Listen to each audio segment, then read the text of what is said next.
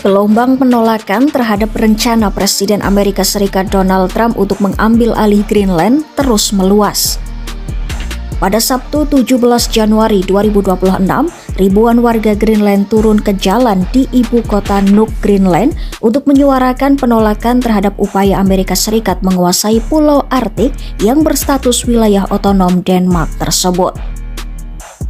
Aksi ini menjadi salah satu demonstrasi terbesar yang pernah terjadi di Greenland dalam beberapa tahun terakhir, sekaligus mencerminkan kemarahan warga terhadap ancaman hilangnya kedaulatan Greenland yang memiliki posisi strategis dan kekayaan mineral melimpah itu.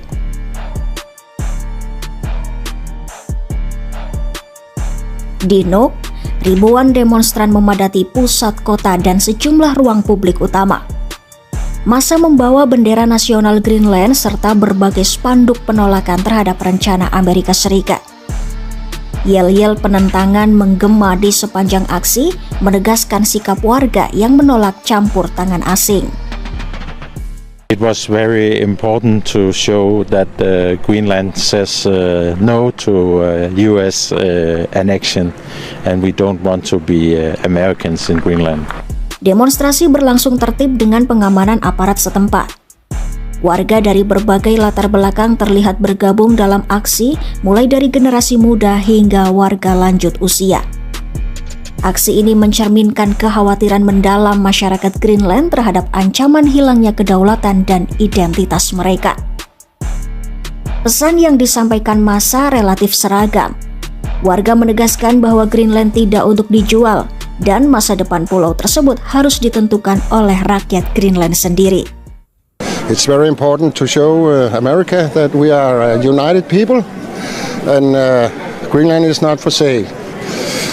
Penolakan terhadap rencana aneksasi Amerika Serikat menjadi sorotan utama dalam setiap spanduk dan yel-yel yang dibawa massa. Banyak warga menilai gagasan pengambil alihan wilayah sebagai konsep usang yang tidak relevan dengan tatanan dunia modern. Mereka menegaskan bahwa di era saat ini, wilayah dan rakyat tidak bisa diperlakukan sebagai komoditas politik. Aksi solidaritas tidak hanya terjadi di Greenland. Di Denmark, ratusan hingga ribuan demonstran menggelar aksi di berbagai titik, termasuk di depan Kedutaan Besar Amerika Serikat di Copenhagen. Hemisfernya Amerika Serikat, dan dia berada di antara benua Amerika dengan Eropa seperti itu. Nah, dalam konteks Greenland sendiri ada kekayaan mineral kritis yang cukup besar, kemudian dia jalur laut yang juga penting, apalagi kita melihat juga sekarang ada pencairan yang luar biasa akibat dari pemanasan global, lalu juga di situ juga akses yang sangat penting juga bagi beberapa kepentingan Amerika Serikat, minyak, gas, kemudian terkait dengan penelitian, pangkalan juga ada di situ, dan ditambah lagi sebenarnya yang cukup krusial keberadaan Rusia dan Cina, ya. Dia yang punya, mereka dua entitas ini yang juga punya pengaruh terhadap wilayah Greenland baik dalam investasi maupun dalam kerjasama yang lain. Apakah ini yang kemudian dimaksud Donald Trump sebagai ancaman untuk keamanan nasional sehingga Amerika Serikat ini ingin mengakuisisi Greenland? Betul, poinnya ada di situ, bahwa ada ancaman yang begitu nyata bagi Amerika Serikat terhadap eksistensi mereka, seperti itu. Apalagi kemudian, dan dalam hal ini saya tidak melihat ada upaya Amerika Serikat dalam menciptakan balancing of power, BOP gitu ya. Tapi yang kemudian dilakukan Amerika Serikat adalah struktur yang kemudian hegemon, jadi melakukan hal yang sifatnya dominan dalam kawasan Greenland tersebut, ya, karena memang dianggap sebagai ada ancaman yang nyata. Tapi jadi problem paling besar adalah kemudian apa yang dilakukan oleh Donald Trump dengan intensi untuk mencaplok, tentu ini akan melakukan pelanggaran terhadap kedaulatan.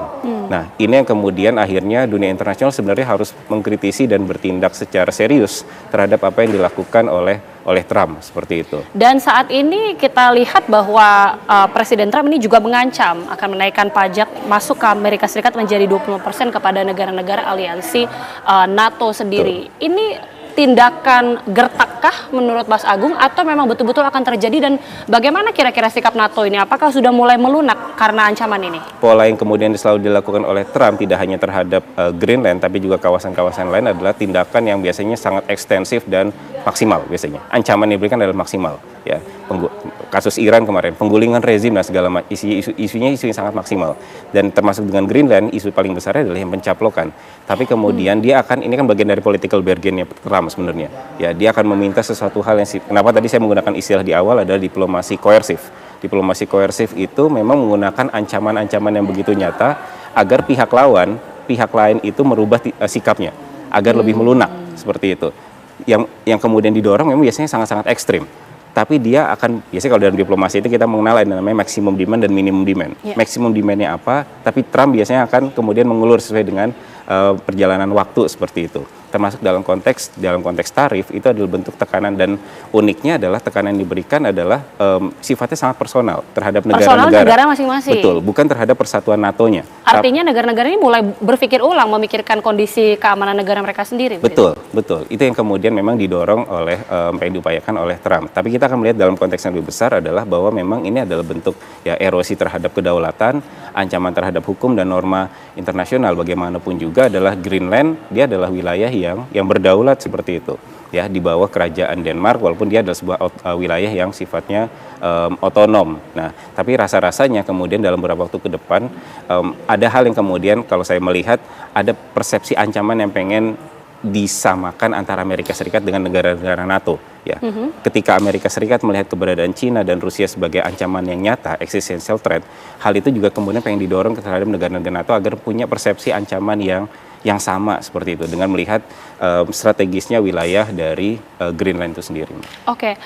Menurut Mas Agung sendiri, apakah memang ambisi dari Donald Trump ini betul-betul tidak bisa dicegah karena ingin betul-betul mencaplok Greenland? Apakah akan sama seperti strategi untuk mencaplok Venezuela pada saat itu, bahkan mungkin ada intervensi militer pula, apalagi sekarang sudah ada kemungkinan penerapan pajak ataupun tarif tadi? Kalau dari statement yang kemudian dilakukan dan pola yang kemudian sudah dijalankan sejauh ini terhadap sejumlah negara yang lain, kalau Trump ini memiliki keinginan yang maksimal, maksimum demand-nya gitu ya, dalam konteks diplomasi sebagai bagian dari interest dia akan mengupayakan hal tersebut, ya.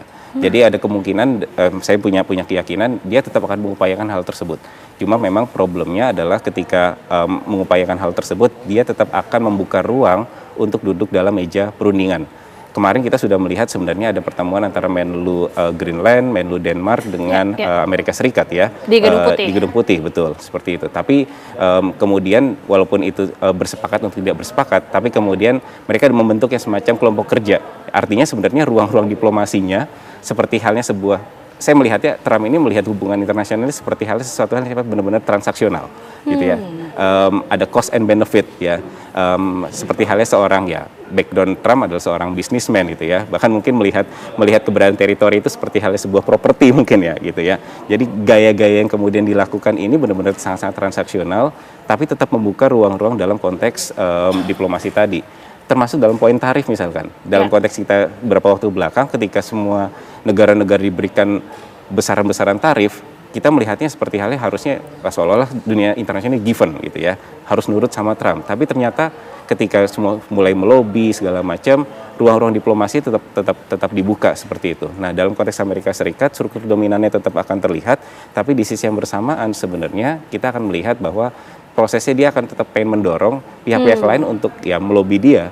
Ya, kita punya kepentingan yang sama, kita punya ancaman yang sama terhadap keberadaan Cina dan Rusia terhadap keberadaan dari Greenland seperti itu. Tapi ketika sudah ada kesadaran dari Amerika Serikat bahwa ada ancaman bahwa dari Rusia dan juga Cina begitu ya untuk bisa mencaplok juga Greenland, ambisi untuk mencaplok Greenland ini kan sebenarnya sudah cukup lama dari Amerika Serikat. Tapi strategi yang sekarang baru dilakukan oleh Presiden Trump. Kenapa?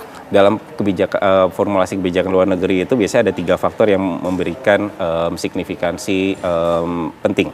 Yang pertama itu faktor domestik, yang kedua itu adalah faktor eksternal atau lingkungan strategisnya, dan yang ketiga adalah leadership. Ya, jadi gaya leadership ini memberikan menurut saya pengaruh yang cukup signifikan.